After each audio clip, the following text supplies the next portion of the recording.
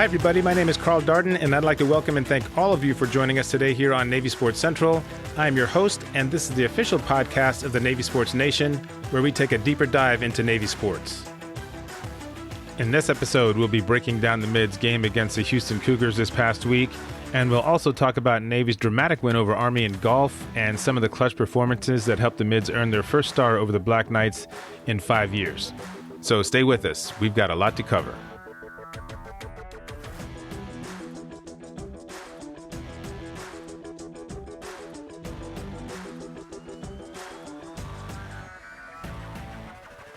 Okay, welcome back, everybody. And whether you are a returning listener or you're checking us out for the first time, thanks for making us part of your day.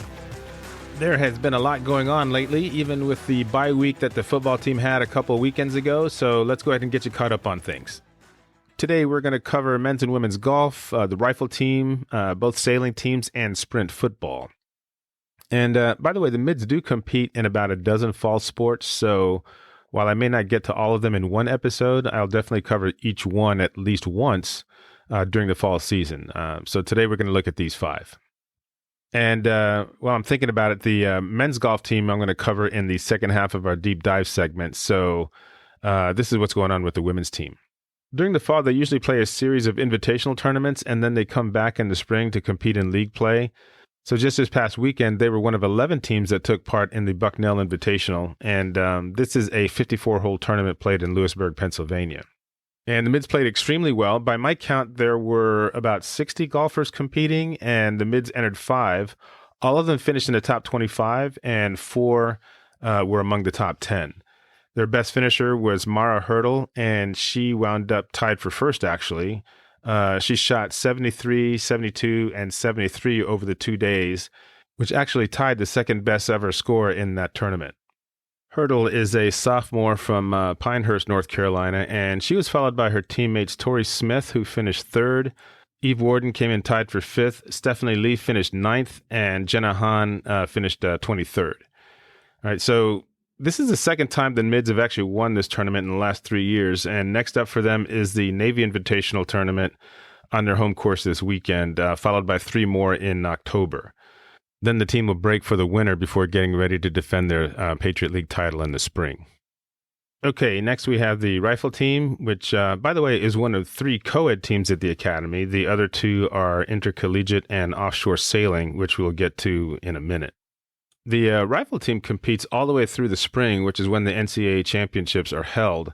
They got their season going last weekend when they hosted VMI and TCU. They beat the Commodores with a score of 4,673 points, and VMI came up with 4,504. But TCU scored 4,710 points to just edge the Mids out. So they did split the 2 matches, and they go against number 11 ranked Akron and number 12 ranked Ohio State this weekend. And just so you know, I did feature the rifle team in the Navy Sports Nation blog last year. So if you want the details on how the competitions are set up, I'll go ahead and leave a link in the show notes so you can check it out.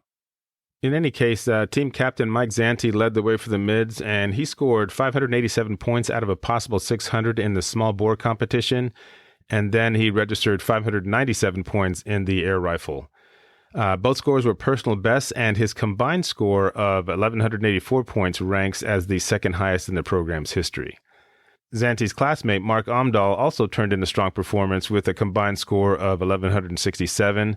That broke down into 572 points in small bore and 595 points in air rifle.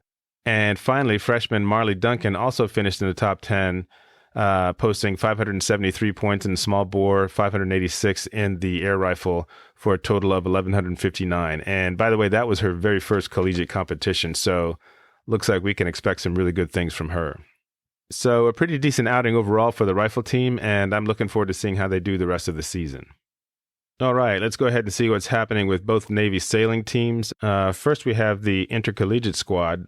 They race the boats that I know as the knockabouts. At least that's what I called them when I was at the academy. But I'm pretty sure there's a more official name, and I'll see if I can find that out later. There were 7 teams competing for the Intrepid Trophy this past weekend, and the top finisher would qualify for the Match Race Nationals, which will be held in November down in Florida. So for these races, each boat was manned by 4 sailors, and Navy's crew of J.C. Hermes, Gray Benson, Kimmy Leonard, and Jack Carminati got through the round-robin competition in pretty good shape by winning all 6 races. They followed that up by beating Kings Point in the semifinals, taking 2 races there. I'm guessing those were best 2 out of 3. And in the finals, they again won 2 races to beat Georgetown and take home the Intrepid Trophy, which earned them that ticket to the Match Race Nationals next month. This weekend, the team will be in New London, Connecticut to see if they can add the Denmark Trophy to their collection. So best of luck to our defending national champions in intercollegiate sailing. Now let's jump over to the offshore sailing team. They just competed in a couple events recently, with the biggest one being the U.S. Offshore Sailing Championships. On the first day, the Navy crew led by Don Poirier won the first race and then finished a close second in the next one, so they were in pretty decent shape after day 1. Things wrapped up on Sunday with 2 more races, and the mids won the first one, which put them back into first place by a very slight margin, but they just couldn't hang on in that last race and ended up finishing 3rd overall. But still, it was a pretty good result, and the mids will be back on the Chesapeake this weekend for the first of the Annapolis Yacht Club Fall Series races.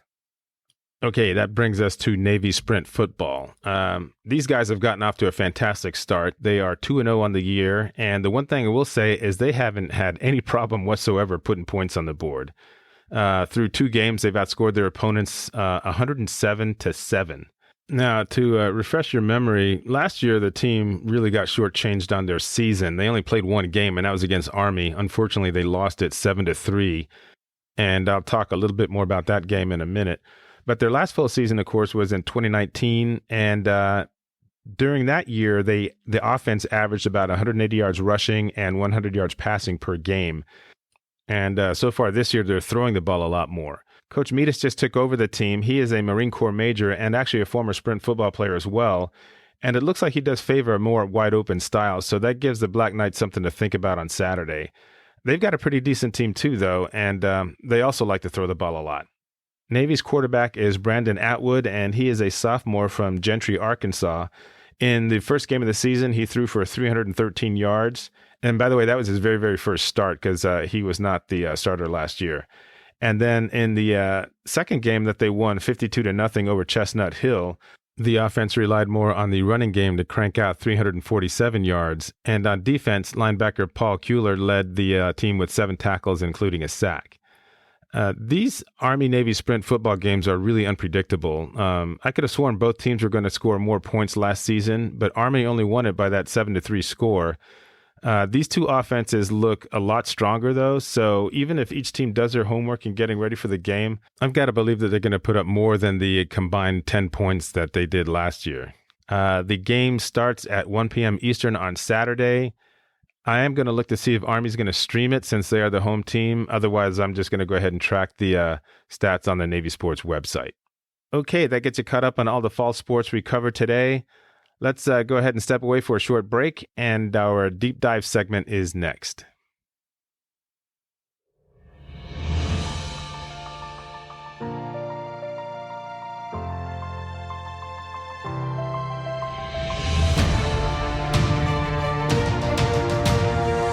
All right, it is time for our deep dive segment, and in part 1, we're going to get a little bit more into the mids game against Houston last week.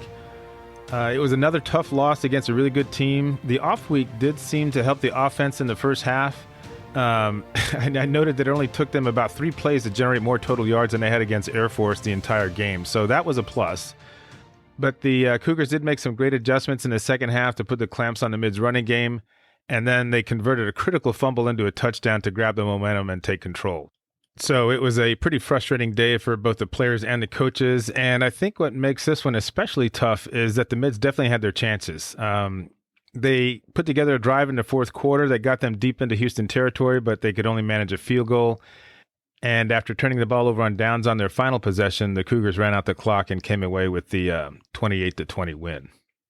Now, I will say that Houston is an excellent team with one of the better defenses in the country, and the mids definitely had them on their heels in the first half. But in the second half, Navy had 4 possessions, and the Cougars defense really got the job done. They registered 2 3-and-out possessions, forced a fumble that resulted in a touchdown, held the mids to a field goal when they had a 1st and 10 on the Houston 20, and stopped them on downs on their last possession to close out the game. Now, so far this year, this team has been derailed by mistakes that happened at the worst possible time, and the best example I can give you is that fumble that occurred right after Houston took that 21-17 lead. The defense came right back on the field, and it looked like they had stopped them and to force a field goal attempt to keep it a one-possession game, but the Mids got flagged for defensive holding, which extended the Houston drive, and they punched it in for a touchdown 3 plays later.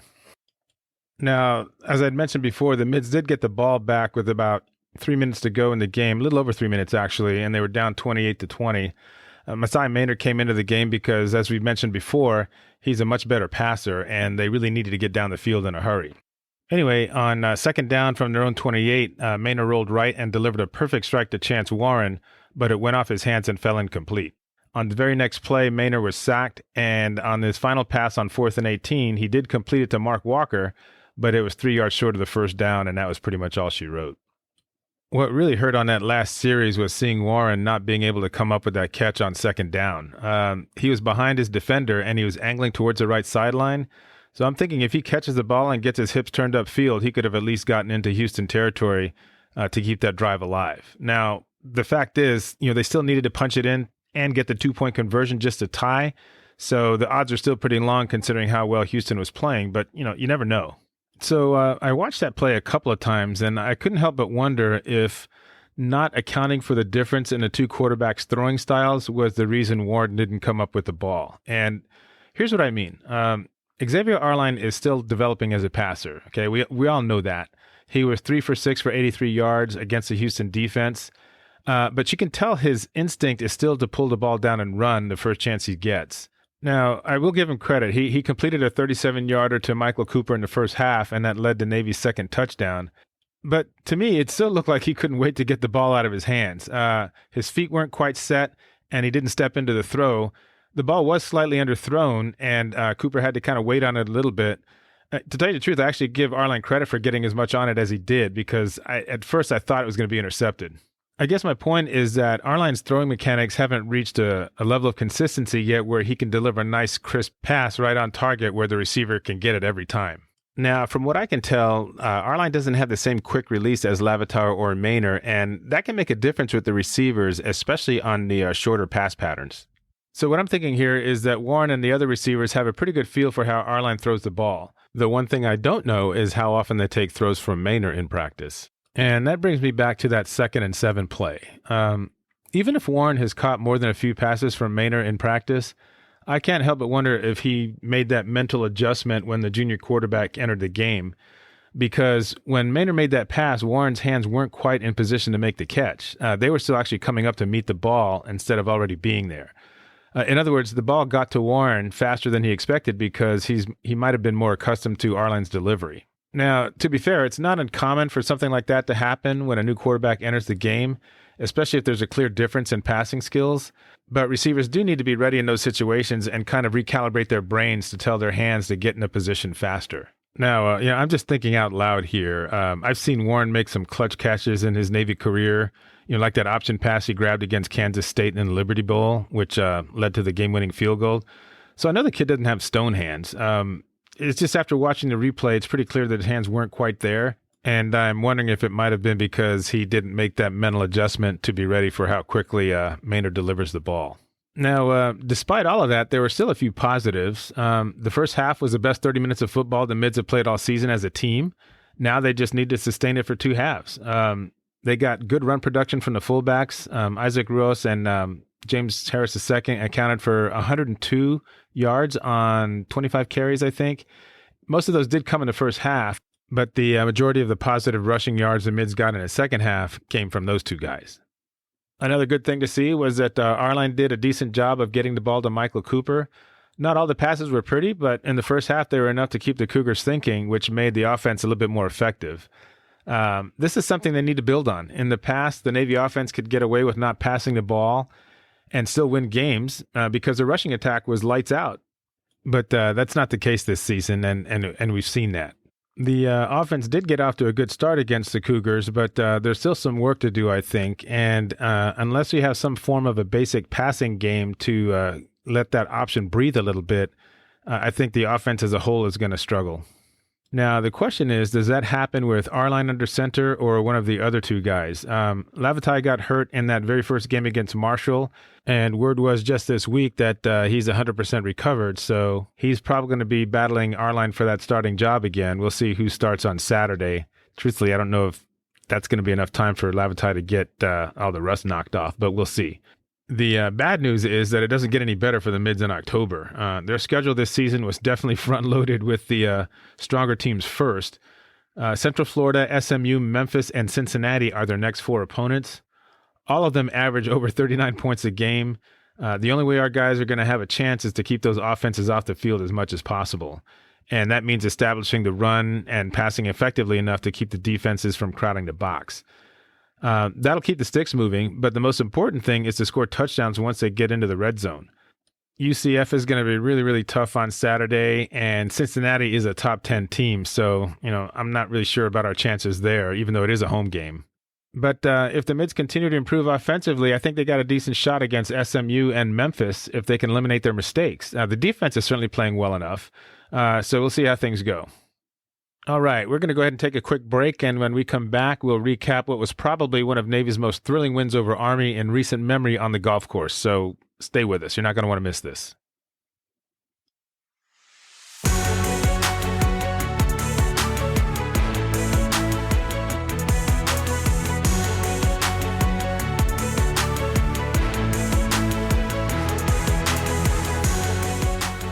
Okay, welcome back to Navy Sports Central, everyone. Carl Darden here with you, and it's time to talk some golf. Now, I have to admit that I don't play as much golf as I used to, but I'm still a huge fan, and I especially like watching match play, which is the format that's used when Army and Navy go head-to-head. At least that's the way it's been for about the last 19 or so years. So for those of you who may not be familiar with match play, this is how things work for the Army-Navy competition, okay? Everything takes place over 2 days, and the first day features 4 matches. So the Mids and the Black Knights sent out 4 teams of 2 players each to play against each other, and they play what they call 4-ball. In this particular case, each golfer plays their own ball, and the lowest score wins the hole. So if there's a tie, there's no change in the score. The team that wins the most number of holes wins the match, earning 1 point for their side. And again, if the match is tied, each team receives half a point. On the second day, there are 7 singles matches. So there's a total of 11 points up for grabs over the weekend.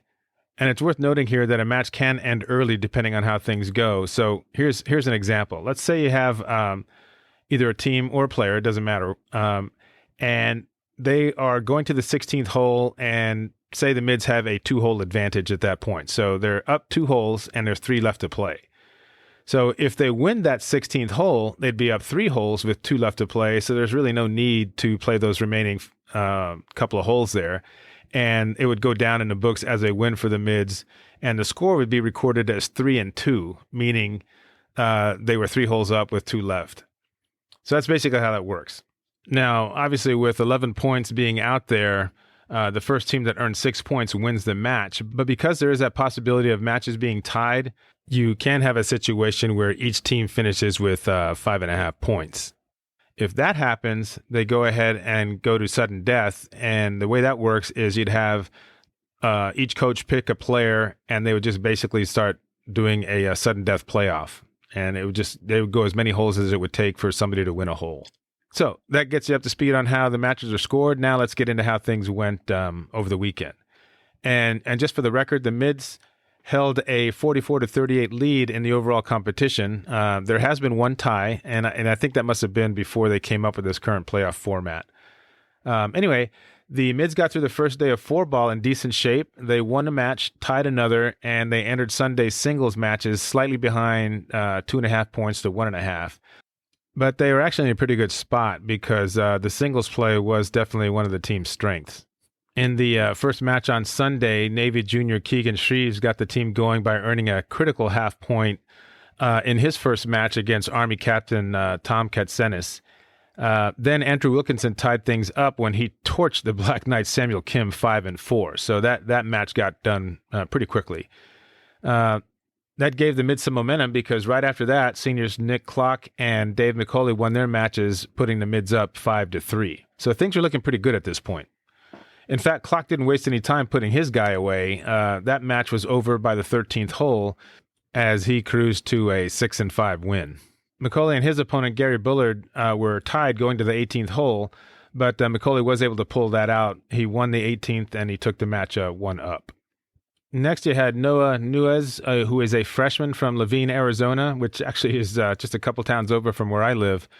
But he came up really big in the 4-ball the previous day, and then on Sunday scratched out a tough half a point against Army Junior Dragon Thiem. So at this point, the Mids are sitting on a 5.5 to 4.5 lead, and all they need to do is tie the last match.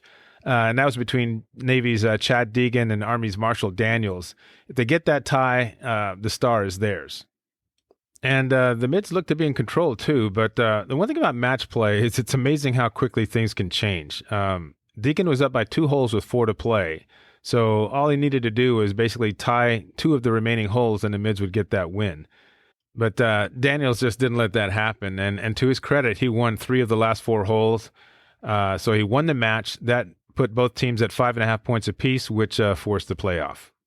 So here's where golf can be such a mental roller coaster, especially when you're talking about team play.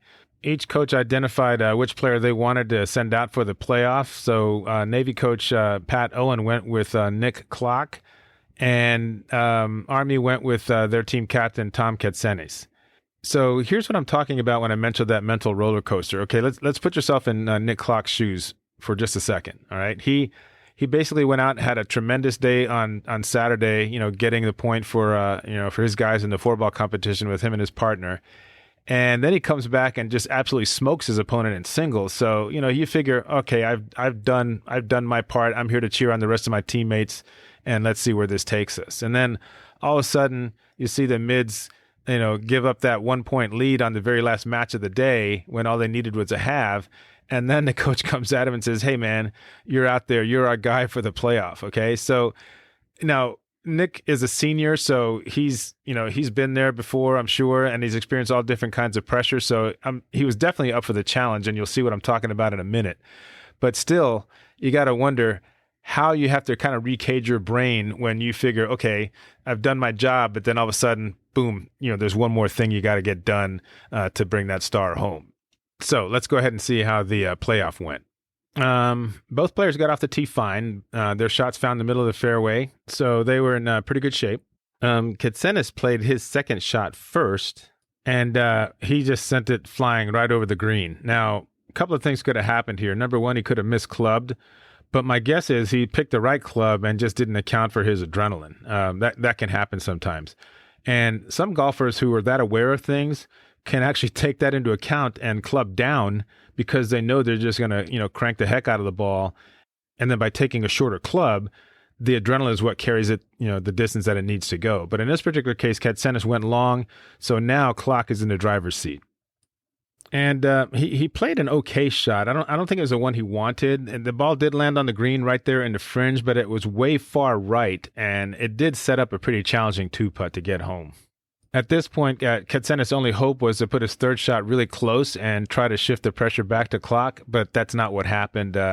His attempt had a little bit too much steam on it, and it went off the green. So Klock had a little bit of breathing room here, but he didn't want to waste any time. So the goal was to get that third shot as close as possible, and he did a nice job. Klock hit a really good lag putt and got it to within 4 feet. And then when Katsenis failed to hole out from off the green, the Navy senior from Moraga, California, just lined up what had to be the biggest putt of his golfing career to date and just calmly rolled it in. So that gave the Mids their first star over Army in 5 years, and it was about as thrilling a finish as you're going to see. So congratulations to the Navy golf team on an absolutely terrific win.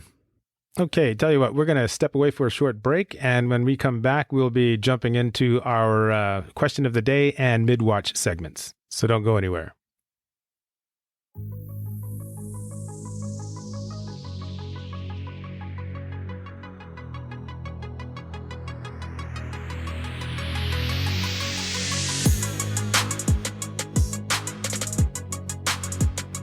Okay, we are back, and it is time for our question of the day. As always, let's go ahead and take a look back at the question from our previous episode.